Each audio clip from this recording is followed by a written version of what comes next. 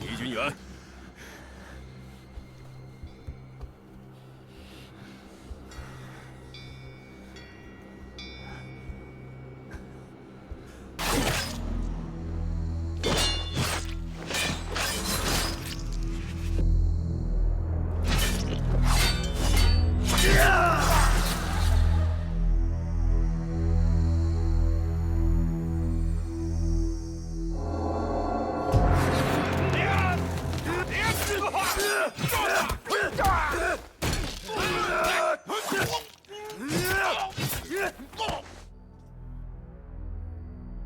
叫杜毅把梦衣还我，不然我杀光你们易水环！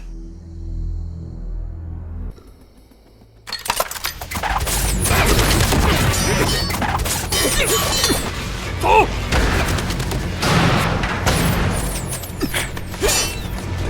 别快！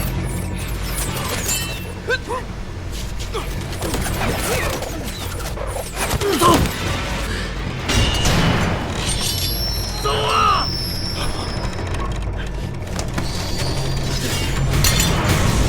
别管我！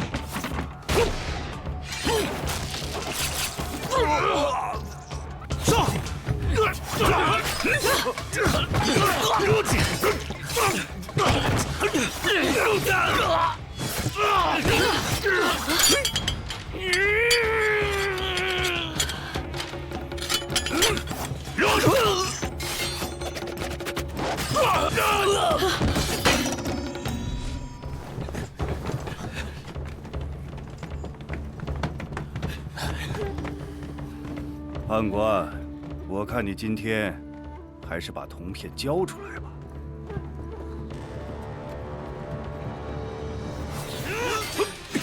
就算东西在我这儿，你们易水环也没本事拿走。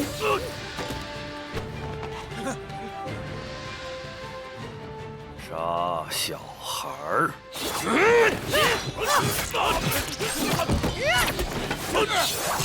小孩多事，你是我师傅。我没答应。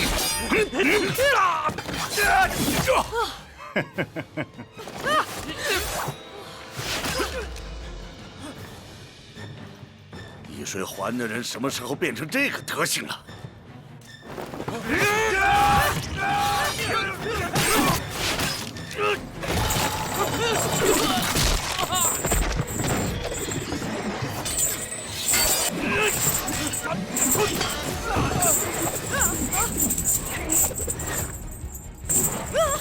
保护好自己！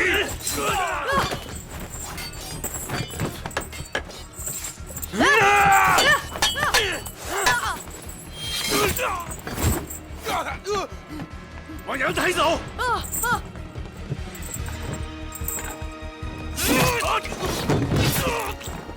你们抗人多！我叫你走啊！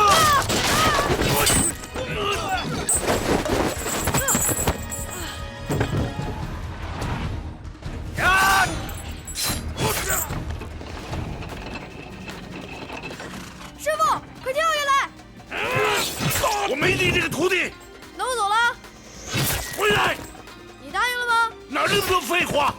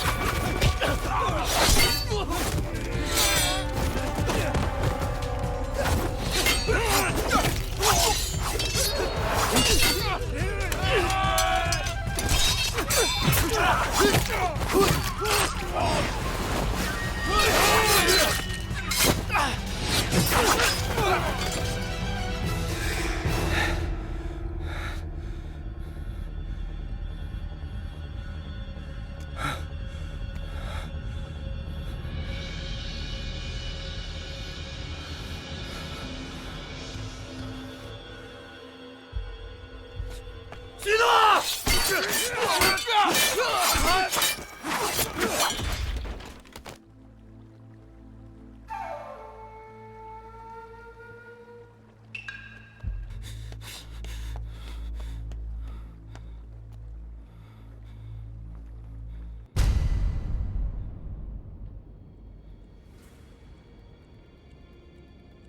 你到底是谁？我是离恨谷第20代谷圣，也是齐家攻访面门之后唯一活下来的人。我叫齐君远。你今天不说清楚我齐家灭门的真相，你不能走。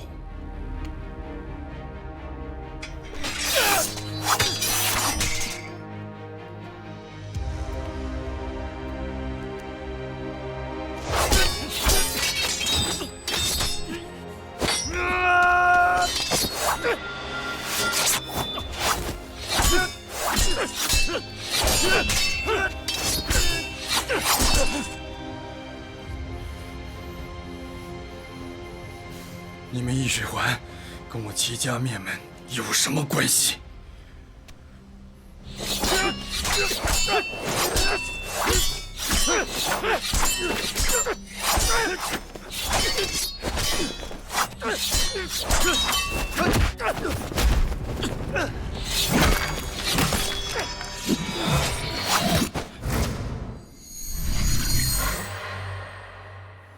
齐军，谢谢你成全我。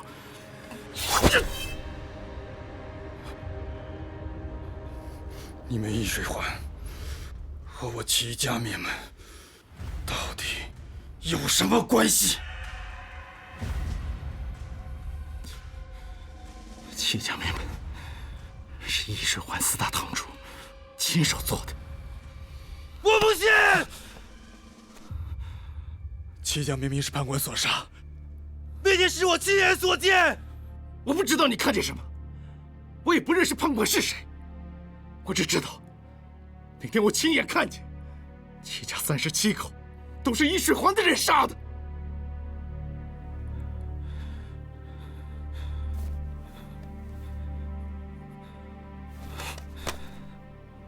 我当时还小，误加入了易水环。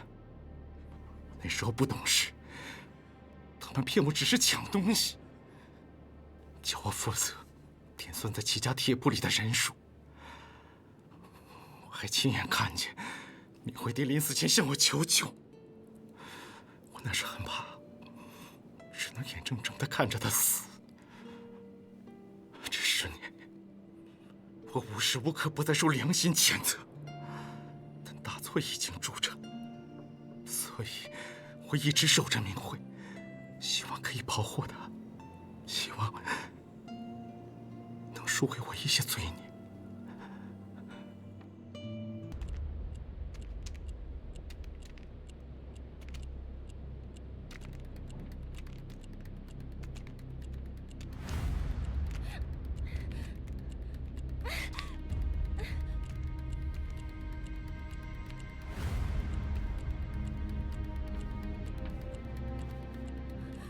君远，你们快走啊！陆堂主，我们齐家37口人命，都是你们杀的吗？是，本应是38口，就因为你，还没被解决。现在，再加上许诺这个叛徒，应该是39口了。多谢你给了我一个交代。这10多年来，我一直错怪了我师父。哼，你们这帮离恨谷的，还真不知道已经大难临头了。我们已经跟3寸连、一江、3湖、18山17个帮派结了盟，就是要把你们离恨谷斩草除根。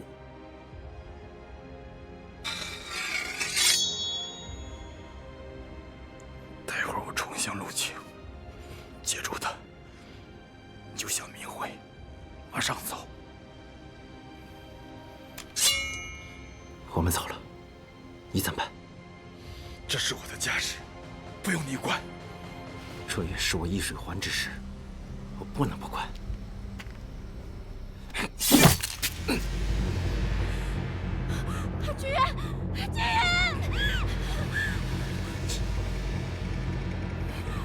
君远，君远！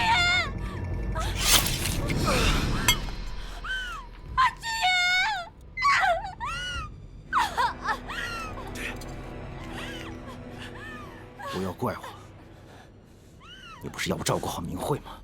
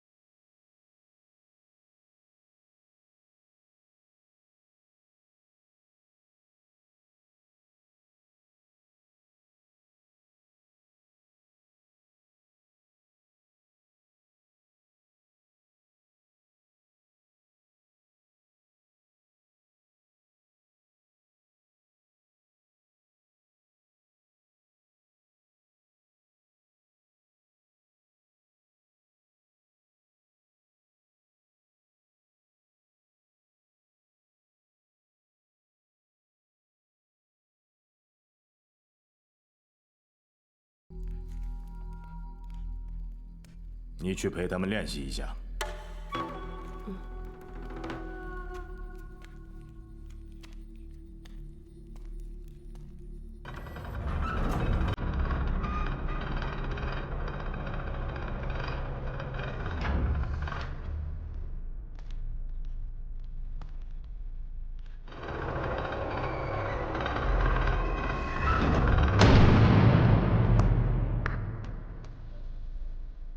天有银剑，或发必克。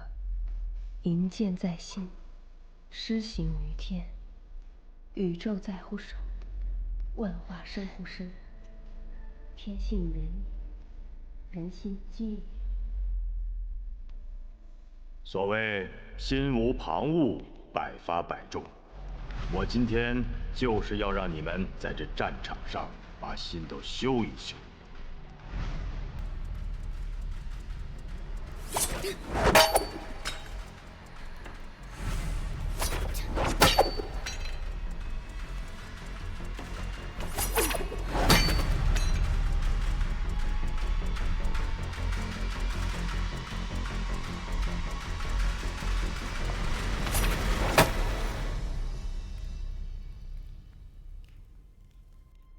当官，以后在孩子们修心上要多加训练。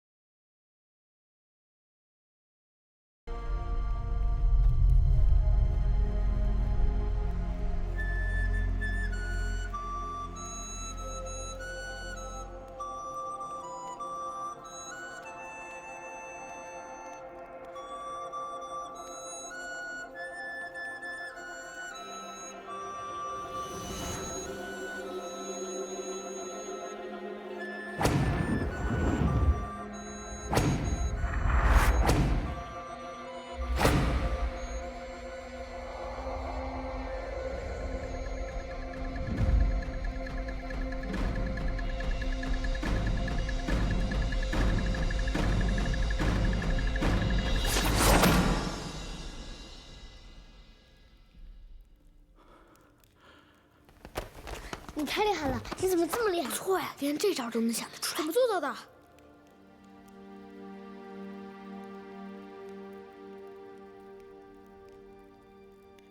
哦，太失礼了。这帮孩子真是乱搞一通。正如银龙太岁所说，敌人千变万化，正好啊，让这帮孩子们也亲身体验一下。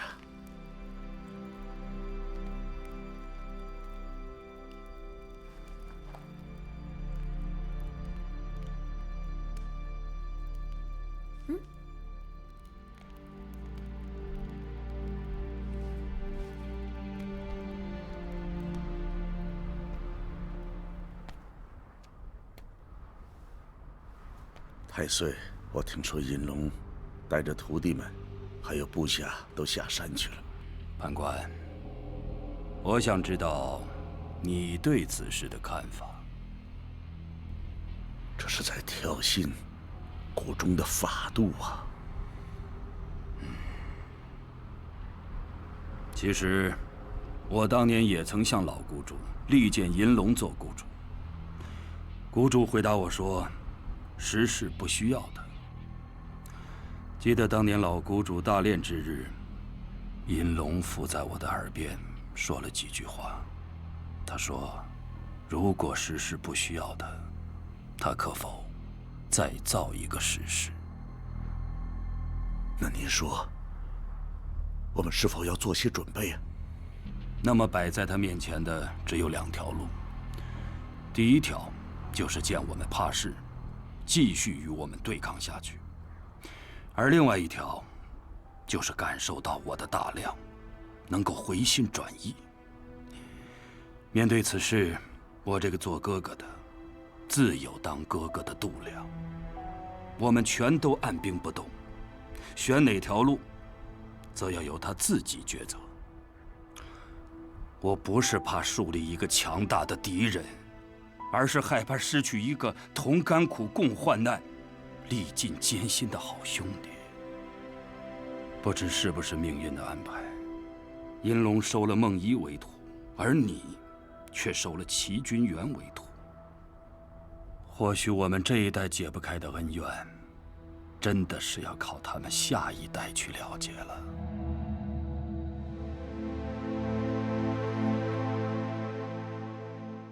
那天和孟姐姐分开之后，我真的再也没有看见她了。我很为她高兴，因为她终于可以为自己报仇了。孟姐姐，你在哪儿？我很挂念你。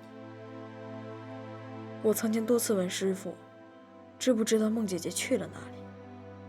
师父只是说，她跟着银龙太岁去了一个很远的地方。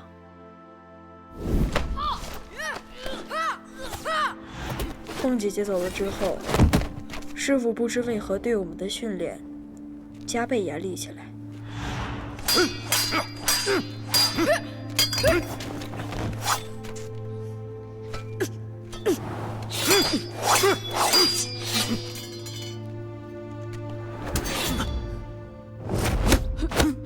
我和师兄们动不动就被他揍得鼻青脸肿。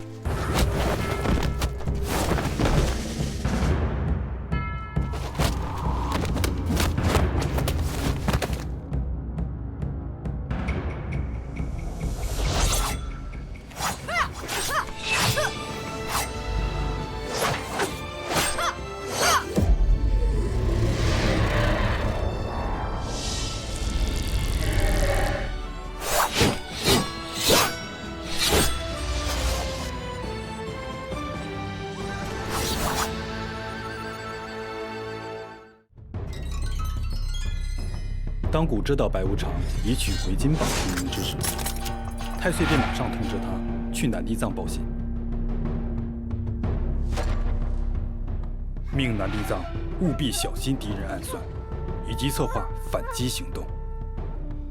但是太岁对这安排又并未放心，同时他又召见我师父鬼仇判官。对手好像早就料到了我们的一切，我怕白无常会出岔子。白无常已经出发了，要不属下马上去支援他。没时间了，我们要反守为攻。判官，我想了一条釜底抽薪之计。我们要偷偷靠近三帮同盟，查出他们背后的策划者，这样才能有机会解决今天之困局。属下领命，我誓死查清此事，向您汇报。判官，这事儿我得亲自去查。太岁，千万不可！我已经决定了，此行虽然凶险，但我已经想好了一套周全的计划。判官，我也让天后赶去协助南地藏策划反击之计。若地藏不幸遇袭，你得设法保护天后周全。属下知道了。太岁担心白无常送信给南地藏之事，果然应验了。就在他路经古洞镇的时候，他遇到了一件怪事。站住！你干嘛？过来！往前，拿出来！怎么可以欺负小孩呢？往前！好。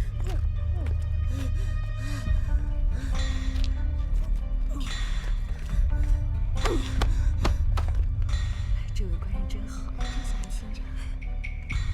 官人，请进来喝杯酒吧。客官，里面坐。客官，这边坐。客官，来点什么？酒。好。客官您请。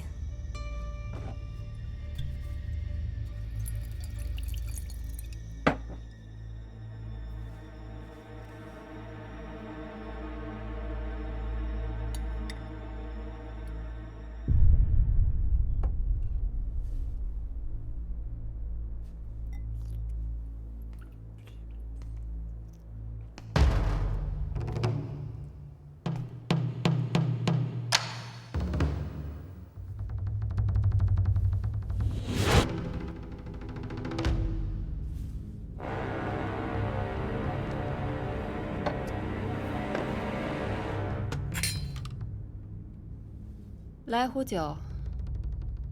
你怎么知道我在这里？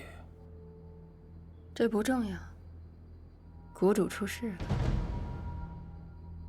谷主不是还在谷里吗？银龙太岁跟我说，谷主想要查出三帮同盟的主谋，可惜计划已经被他们知道了。谷主将非常危险，师父正赶去支援。银龙太岁是怎么知道的？这消息都是从师父手下的密件得来的。要是谷主有危险，我也得马上前去支援。白无常肯出马，那我师父真的可以放心了。他还说通知南地藏之事，可让我代劳。所以，请把金榜题名交给我。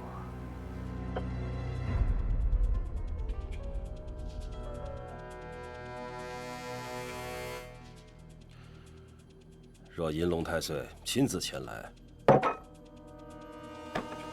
我当然会给。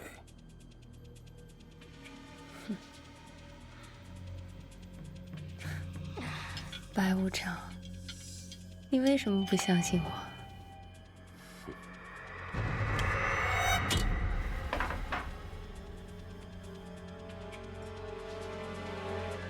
我们当无常的，从不问为什么，我们只按谷主命令行事。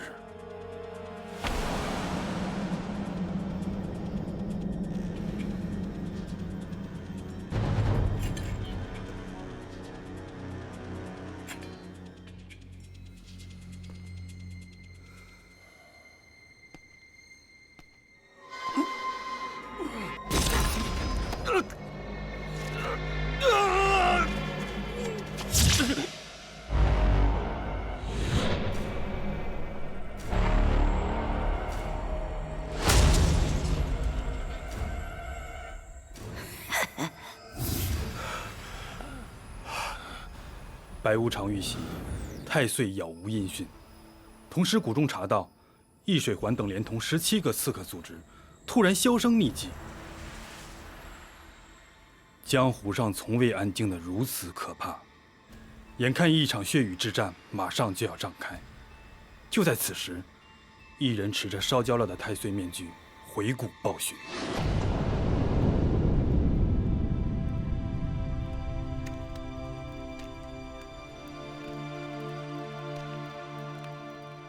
判官，你要记住一件事：要是我有什么差池，回来谷中报信的，就是出卖我谷的人。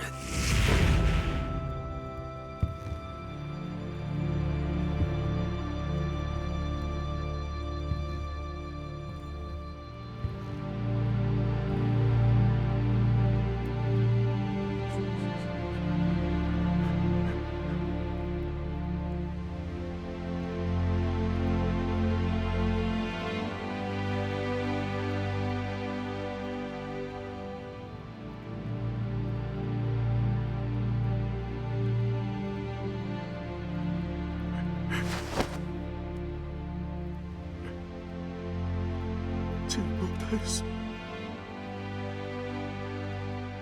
剑落太岁，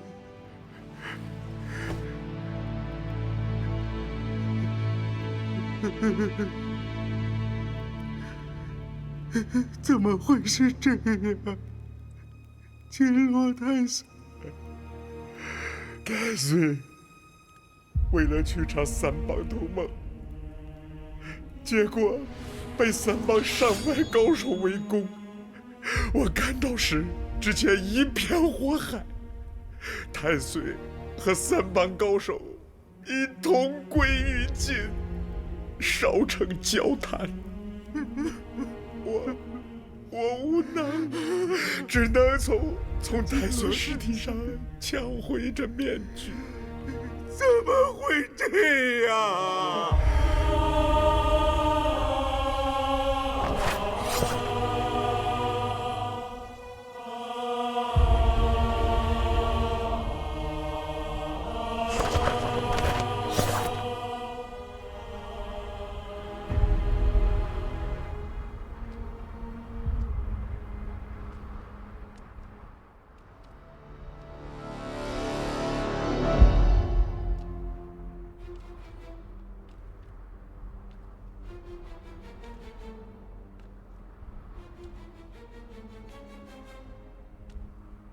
太岁英明，果然是银龙。要不是我故意和三帮决战，然后再借我死士烧焦了他尸体，那又如何引银龙上钩？银龙不仅叛国，而且他也正是三帮同盟的盟主。他把银蛇剑传给徒弟孟一，也正是想用孟一去统筹其他帮派为他行事。他是想做一统刺客的大赢家。现在他连横之计已然成功，我们该如何破他？我这个好兄弟，遇强则强。如果现在去跟他硬碰，我们将是必败无疑。难道要让他一直赢下去？没错，就让他按照他的计划，一步步地赢下去。不可破，则可不破；不破，以不破破之。只有在他胜利的时候，我们才能找到他的弱点。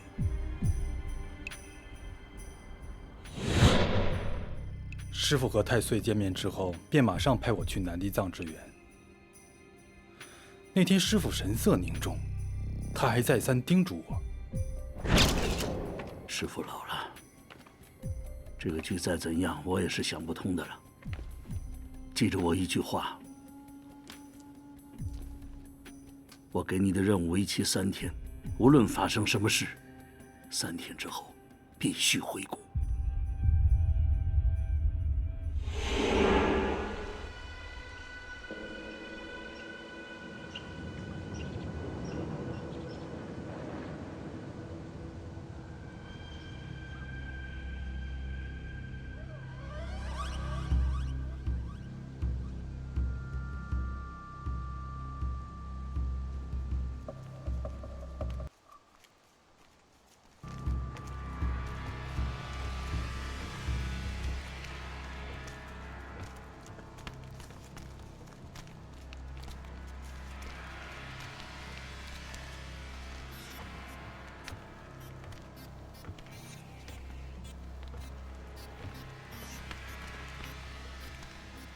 天上斗牛星，地下蔡中星，相逢不落马，各自奔前程。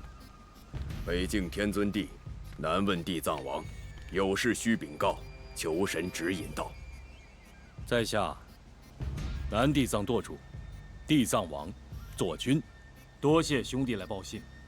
在下是北天尊度主手下香主杜仲，乃是地藏王的后辈，不敢守离。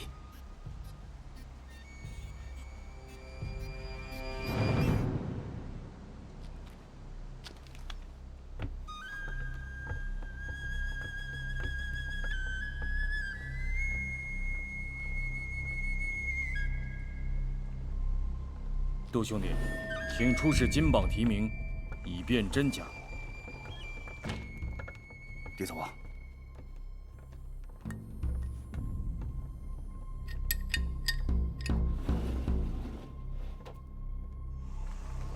请。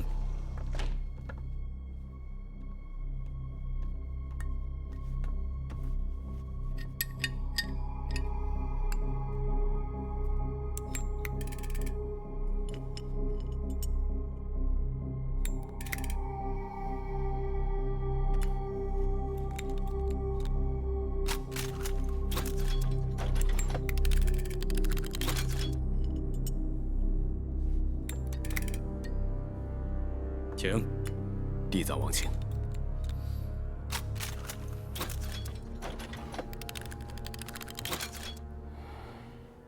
天尊临死前得到可靠的消息，易水环3寸连及一江3湖18山已经连成一片，准备对付我国。天尊得知天后将至，他将查到敌人准备进攻我国的计划写了下来，烦请地藏王转交天后，供天后造出反击之策。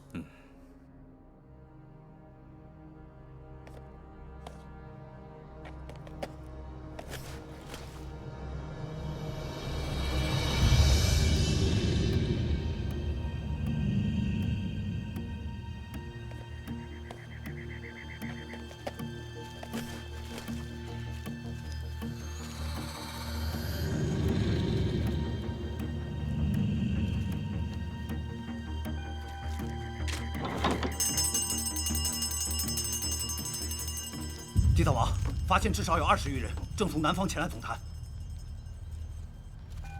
是天后。天后一向独来独往，怎么会带这么多人？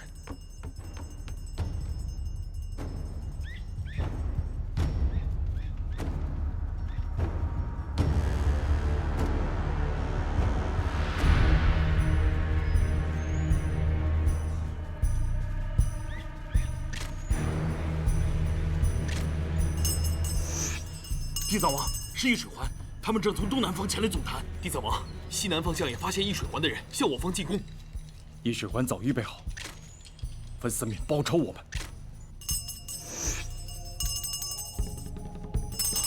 地藏王，敌人已经进入到第4道防线。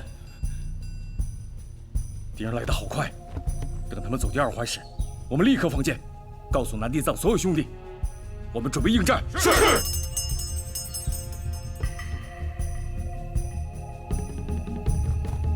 北天尊的兄弟，今日我们誓死抗敌，你们可从北方赶紧离开。我们不走，能与地藏王并肩作战，是杜仲毕生的荣幸。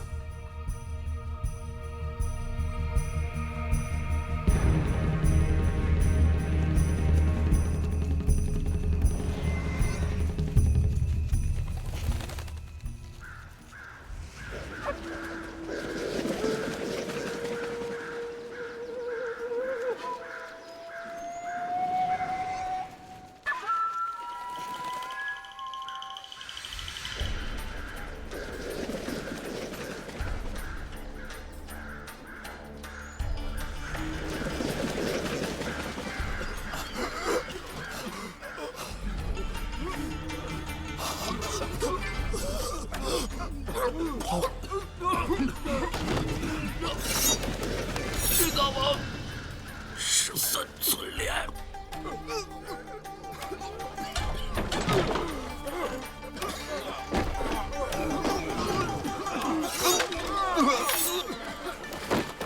这是他们成名已久的白莲追魂埋。原来今天是易水环和3寸连联手来对付我们。我们南地藏今天要跟他们誓死一战。地藏王，请听我一言，我们都不怕死，只是天尊托你转交天后之机密，关乎我国的存亡。我建议，请你先打开来看。我们这里所有的人一起杀条血路出去，让你把机密带回离恨谷。杜兄弟说的很对。地藏王，时间不多了。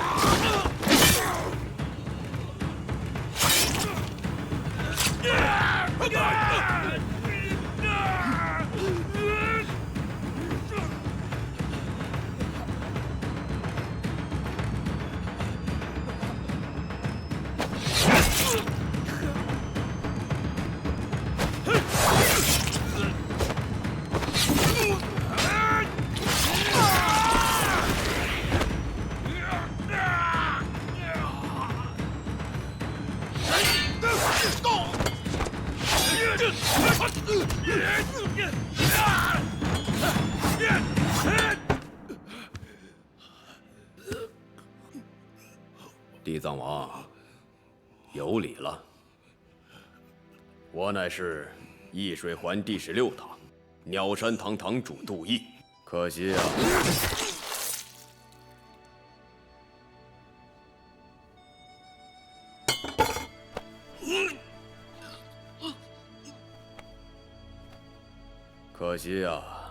今天天后未到，否则就可以将你们一网打尽了。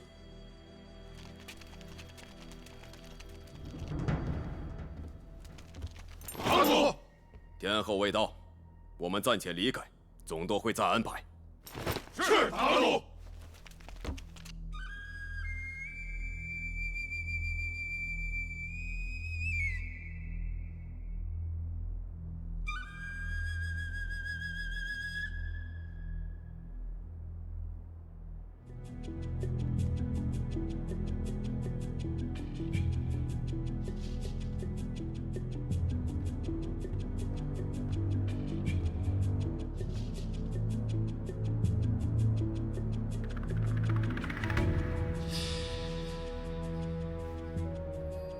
我没想到，我的对手这么快便到。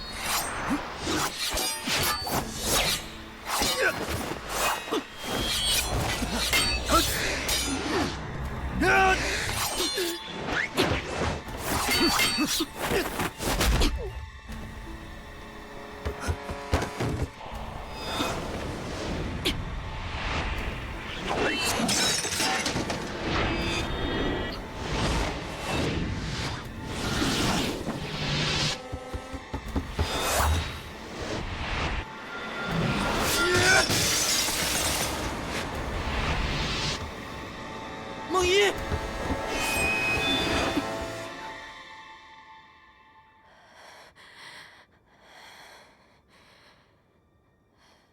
我是齐君远，你不认识我了吗？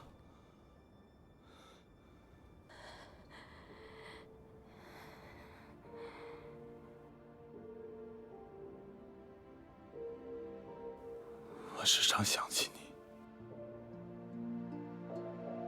你长大了。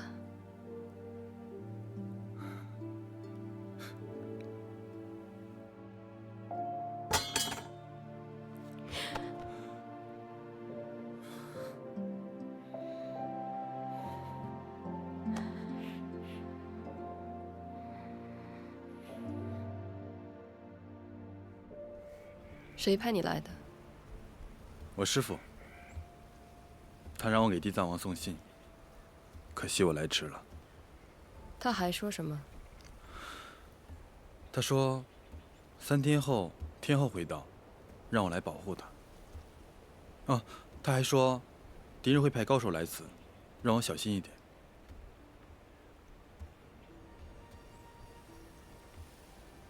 那你是怎么打算的？师父叫我等3天，我便等3天。其实有我在，你大可以先回谷里去，向师父汇报。那不行。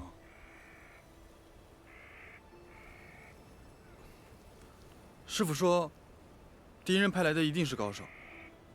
你一个人在这儿，我不放心。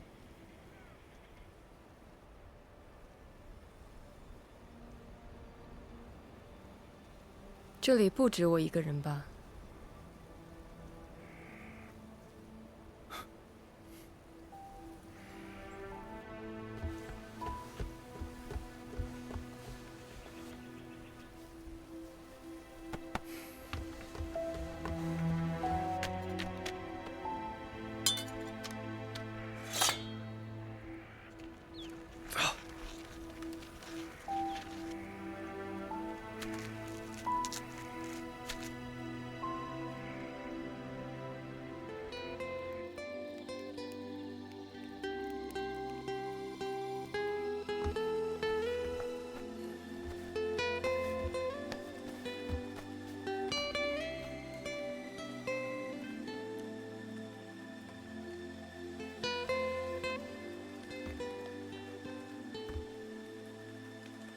你睡吧。那你呢？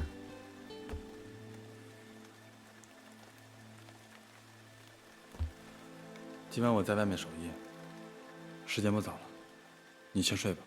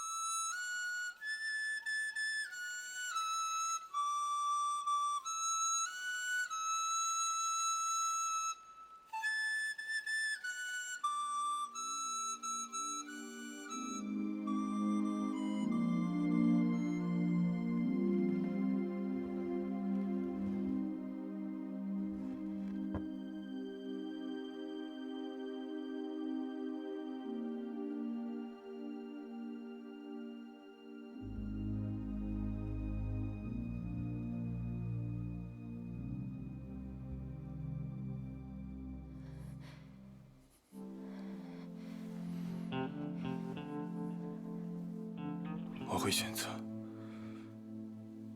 去寻找结局。我不敢赌。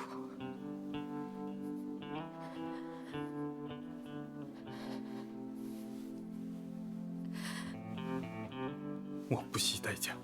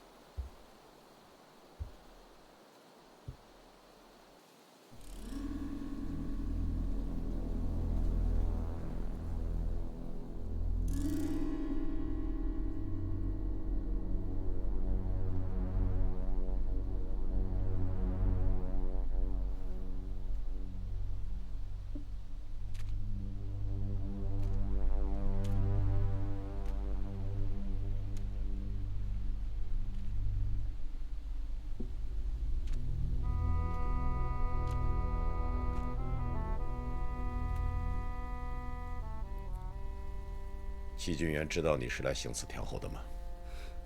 他当然不知道，是判官叫他来接应天后的。还有呢？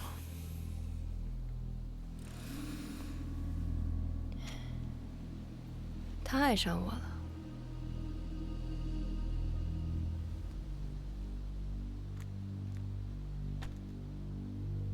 这倒有点意思了。那你呢？我是在执行任务。你为什么不杀了齐俊元？我觉得判官老谋深算，他派齐君元来，一定另有目的。杀齐君元易如反掌，可是对付判官却很困难。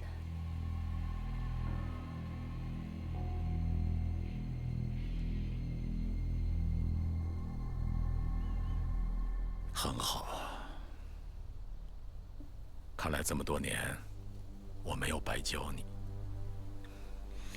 你想想看，你对我说是齐君元爱上你，那么你想一想，也许判官也会问齐君元同样一个问题，他会说是你爱上他了呢？也许他爱上你，就是想让你知道，让你相信，并且通过你来让我相信，你们这种相爱到底是气话呢，还是变数呢？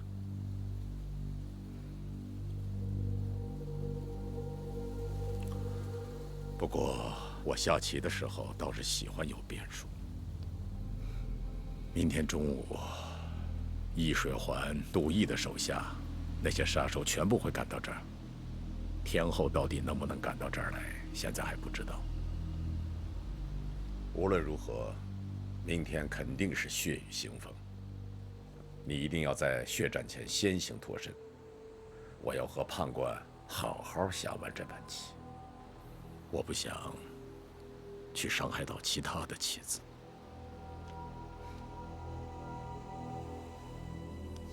我更不愿意伤害到你。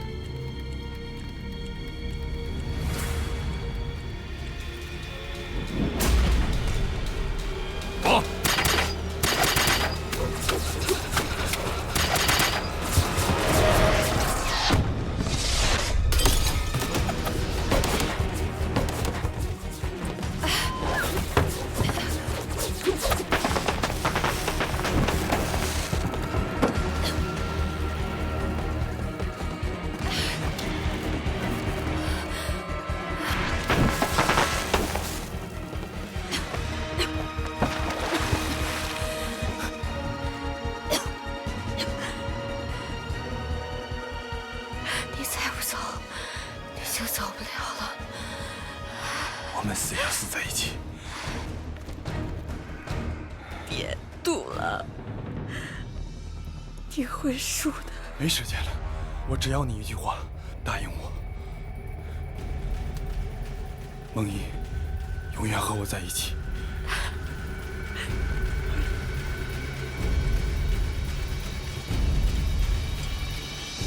答应我。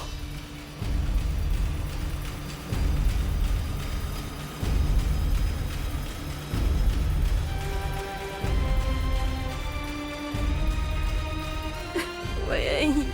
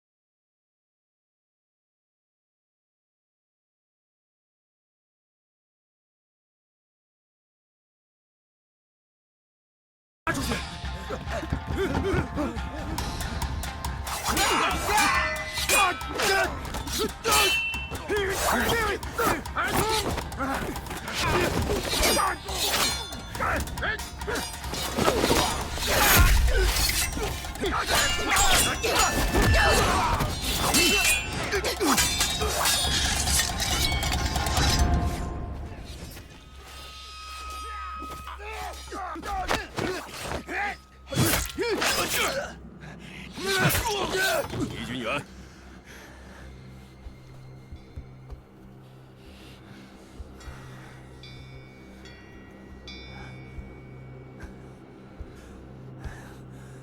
我不是说过你会输吗？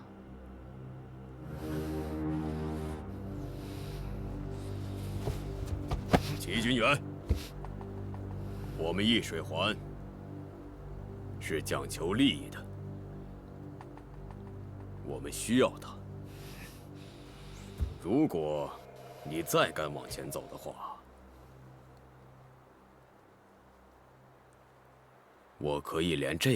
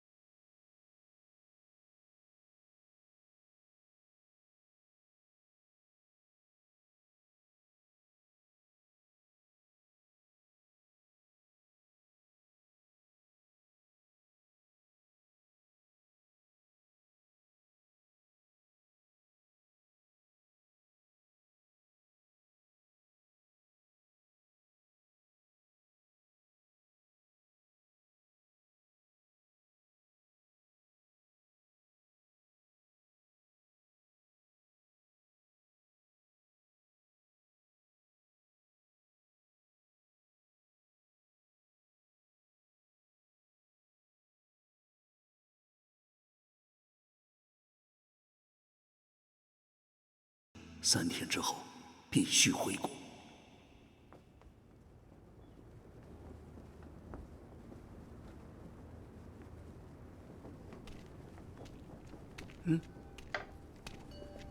银龙太岁，离恨谷何时有过这种情景啊？是啊，平时觉得这些孩子们呐，都烦死人了。现在这都出去了，反倒真有些想他们。人这一辈子，就是充满着矛盾。对，人生总是充满矛盾的。老谷主当年说我适合创业，而金罗适合守业。哎呀，老谷主真是独具慧眼呐！但我认为，这话只说对了一半。其实创业也不容易。我魏国和敌人血拼多年，我心里一直在问：老谷主究竟想要我创一个什么样的业？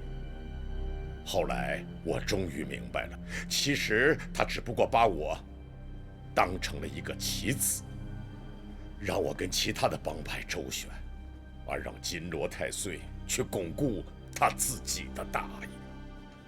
我银龙当了半辈子的棋子了，心里虽然难受，但倒让我想通了，与其假装去当一个棋子，倒不如和其他的组织一起去创一番事业。这可不是老谷主的本意呀。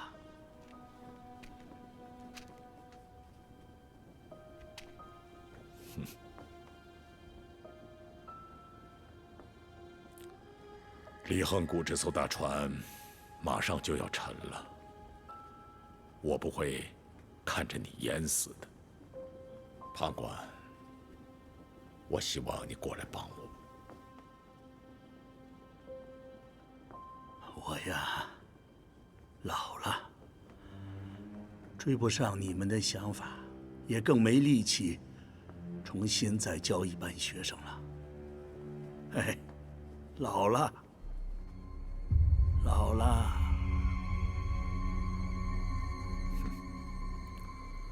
说起您的学生，那戚君元确实是很出色。在南地藏，他一口气杀死了易水环都邑手下30多人。不过，你还要稍微管教管教他。这个古生啊，确实给咱们谷里添了不少的麻烦，但我也相信，他也会给对手带来许多的变数。那我也该找机会替你管教一下。希望他带给你的，不是让你太难堪的变数吧。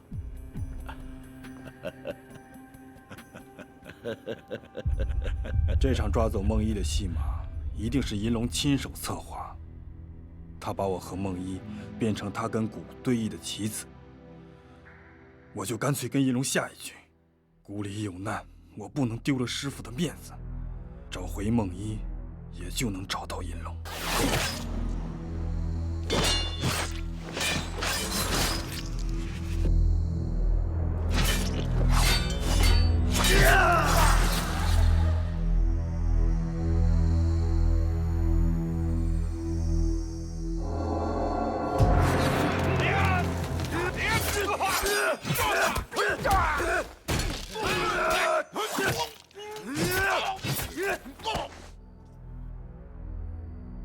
叫杜毅把梦一还我，不然我杀光你们易水环！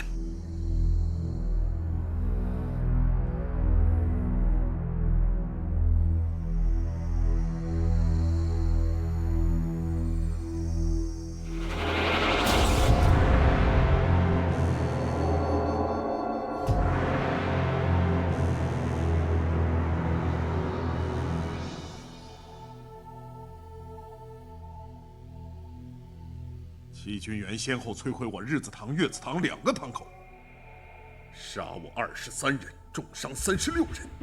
若是再继续下去，我很难向银龙盟主交代。离恨谷、易水环及一江三湖18山都是因为银龙太岁才结盟，现在说结盟的是离恨谷，搞破坏的还是离恨谷。你今天必须得给个解释。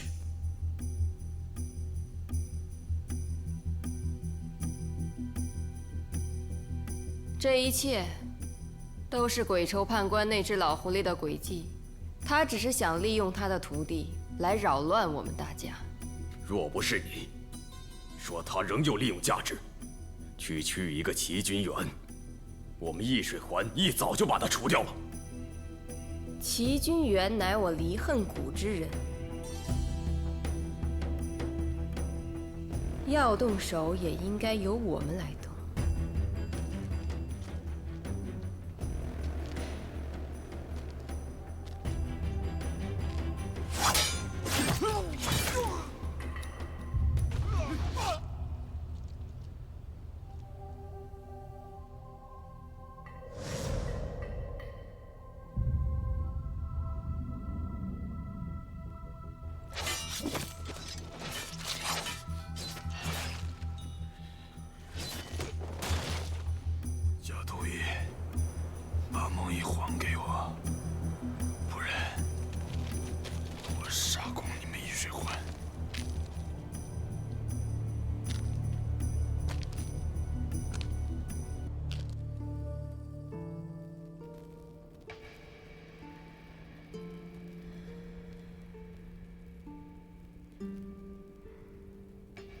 你想再做回梦一吗？梦一是谁啊？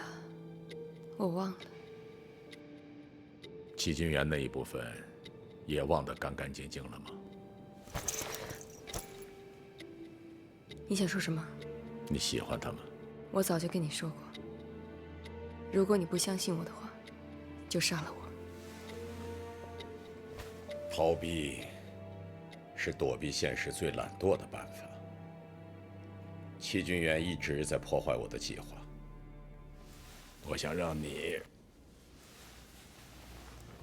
把那只使刀的手给我砍下来。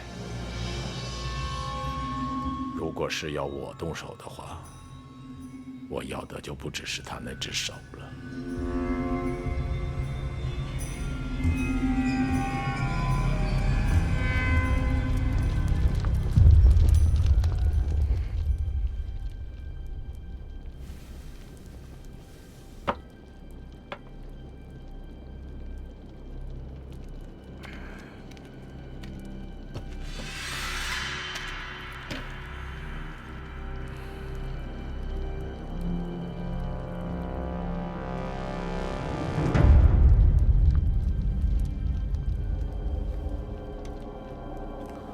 老谷主雄才伟略，对于谷中的各种武功和器械都管理得井井有条，并且设计得相生相克。于是就打造出能钻破鬼头刀的武器——银龙尺。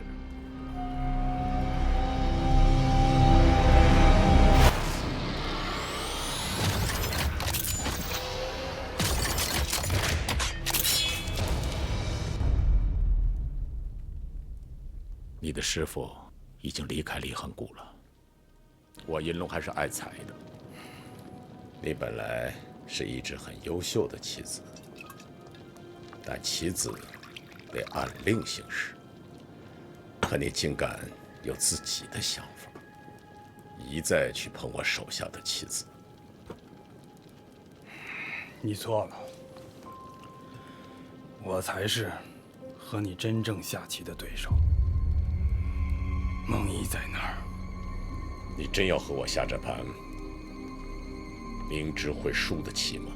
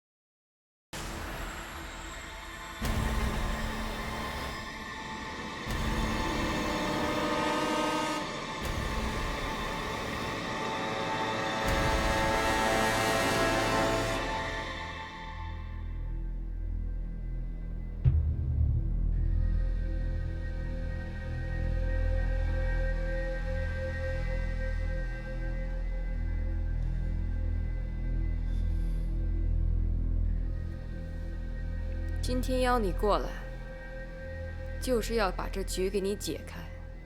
我师父银龙太岁，正是三帮同盟盟主。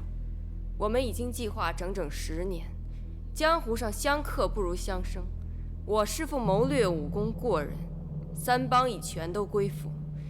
自金罗太岁罹难，判官出走，离恨谷也不复存在。江湖上所有刺客组织都已经归三帮同盟管辖。这一切都是个局。我也可以告诉你，白无常遇袭，是我和三寸莲一起联手安排的。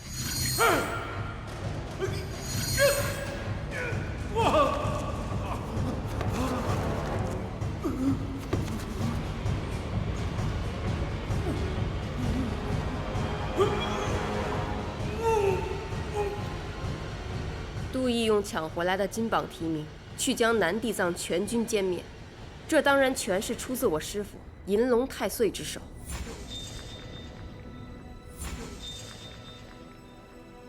可能你连做梦都没有想过，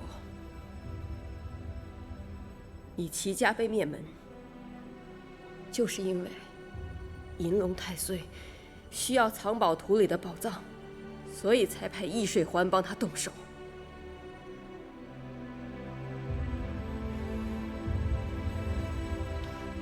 我已经警告过你了，这一切都是个局。你已经输了。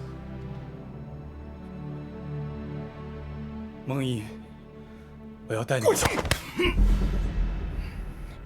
杀了他，正好给我们三帮同盟祭旗。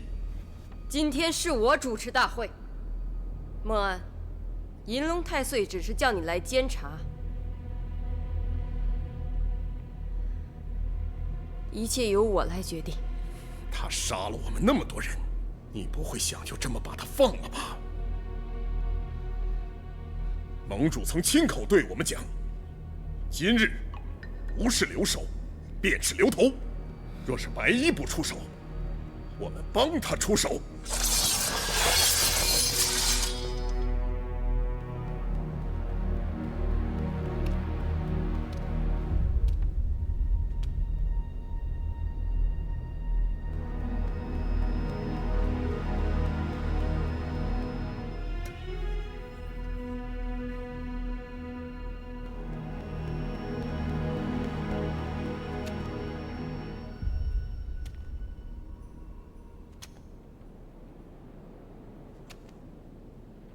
齐君远，一切都是个梦。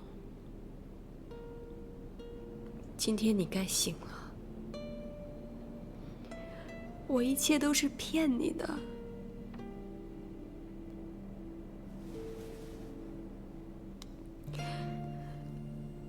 你明白吗？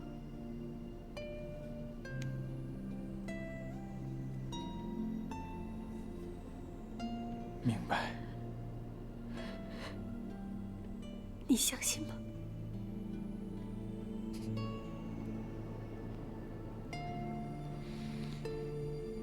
不相信。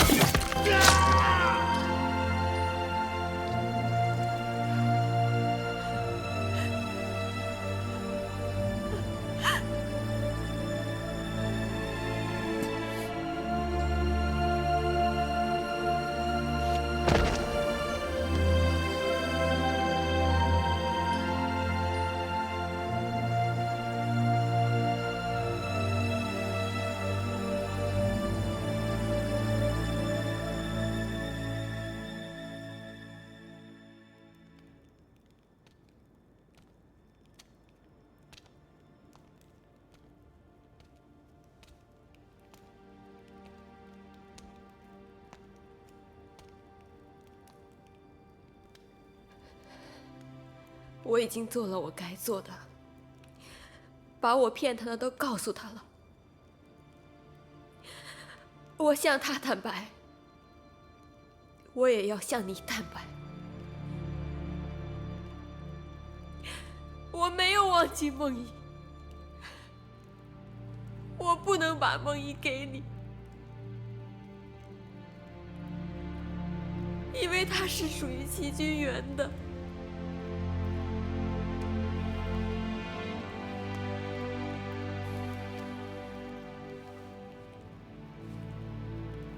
我银龙何曾败过？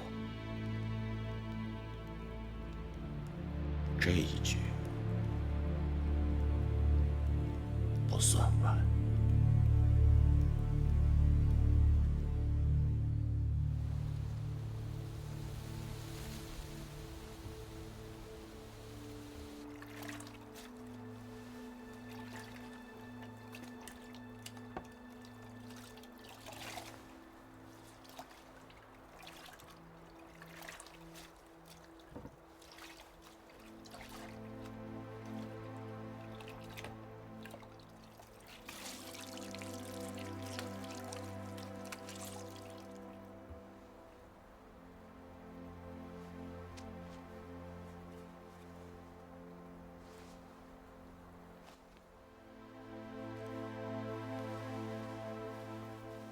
判官，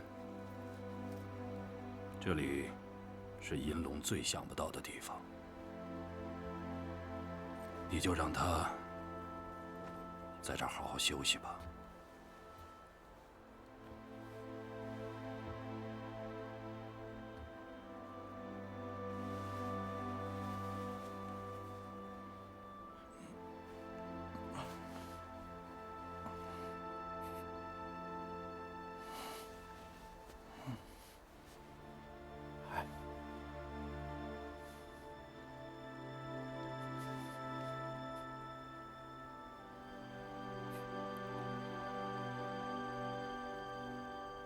师父，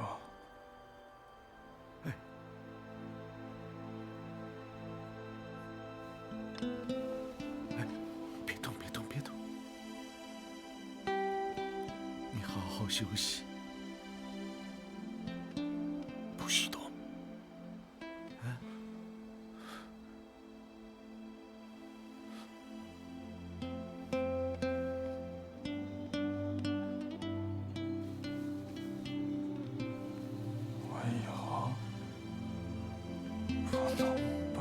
事情了，怎么办？谁让你这么任性胡为啊？给你一点教训啊，今后就记住了。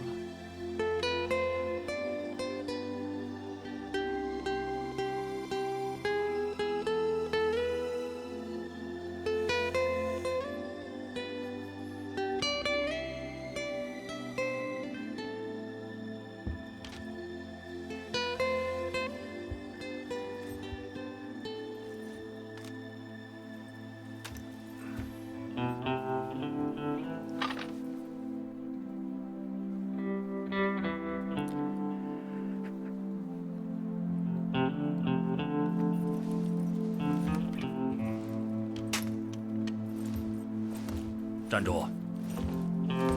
站住！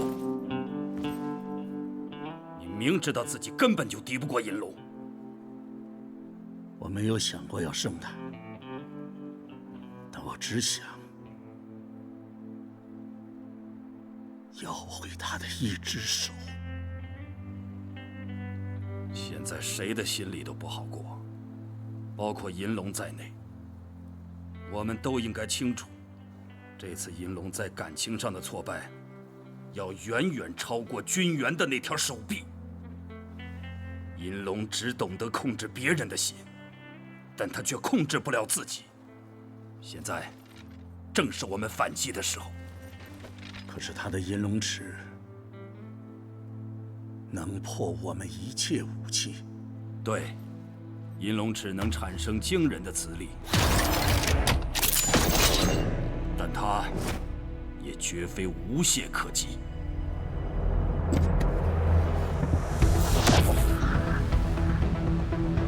这是老谷主穷尽毕生心血所打造，名曰修罗手。它内藏5把利刃，名叫五鬼追魂镖，它能组合成为螺旋镖发出。它还能伸缩成为修罗刺，作为刀剑使用。手内所有刀片，都是由千年金刚石打炼而成，是专为破银龙尺之磁力而生。装置修罗手，必先自断一臂。现在君元之手被砍，这也许正是天意。我查到银龙已用极刑，断了全身经脉。他还要君元3天之内回谷赴约，要不然他便及时处决白衣。我们的时间不多了。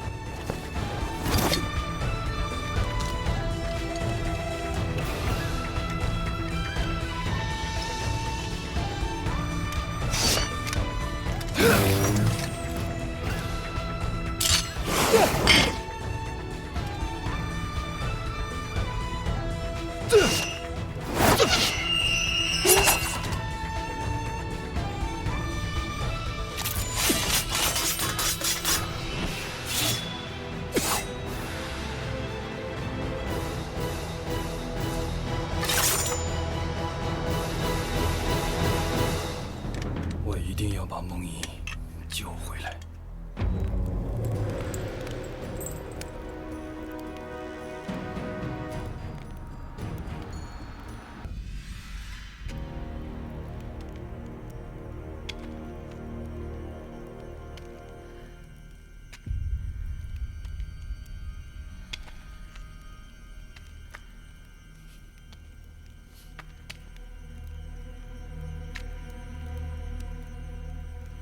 你怎么能这么对他？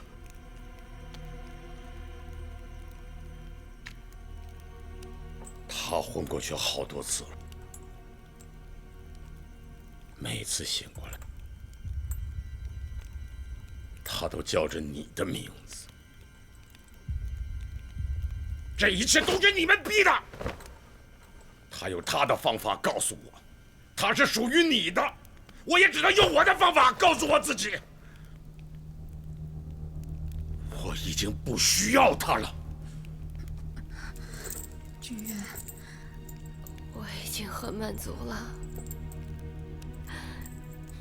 你可以走了。你答应过我，要永远和我在一起。